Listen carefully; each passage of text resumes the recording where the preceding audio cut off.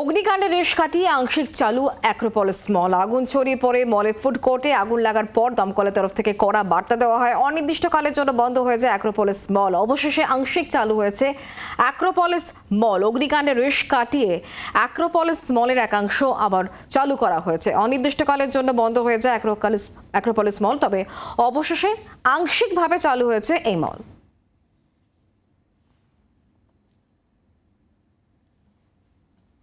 Fifth floor থেকে 20th floor অবধি 99টা offices আছে।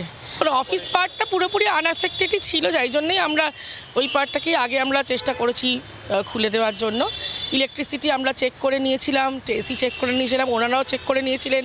ক্লিনিং সব কমপ্লিট করার পরে ওনাদের হ্যান্ডওভার করা হয়েছে। অগ্নিকাণ্ডের কোনো সরাসরি প্রভাব না পড়লেও পরোক্ষভাবে প্রভাব পড়েছিল অ্যাক্রোপলিস মলের ভেতরে থাকা 99টি অফিসের বা বিল্ডিংয়ের 5 তলা থেকে 19 তলা পর্যন্ত সব মিলিয়ে 99টি এরকম সংস্থার অফিসও রয়েছে, যেগুলি অত্যাবশ্যকীয় পরিষেবার সঙ্গে ওতপ্রোতভাবে যুক্ত। সেই অফিসগুলো দীর্ঘদিন বন্ধ থাকায় রীতিমতো সমস্যায় পড়ছিল অফিস ম্যানেজমেন্ট। অবশেষে অফিস পোর্শন খুলে দেওয়ার সিদ্ধান্তে হাফ ছেড়ে বাঁচলেন তারা।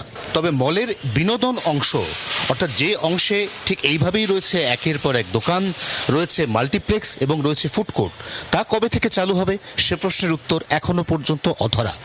মল কর্তৃপক্ষ চেষ্টা চালিয়ে যাচ্ছেন যাতে কোনোভাবে দমকলের এনওসি জোগাড় করে পুজোর আগে পুরো ছন্দে ফেরানো যায় এই মলকে। তবে এখনো পর্যন্ত দমকল দপ্তরের তরফ থেকে এই মলের এই অংশ খোলার ব্যাপারে কোনো সিদ্ধান্ত নেওয়া হয়নি বলেই দমকল দপ্তর সূত্রে খবর। জি 24 ঘন্টার জন্য ক্যামেরার তরুণের সঙ্গে অয়ন, কলকাতা। বাংলার আওয়াজ, বাঙালির আবেগ, জি 24 ঘন্টা।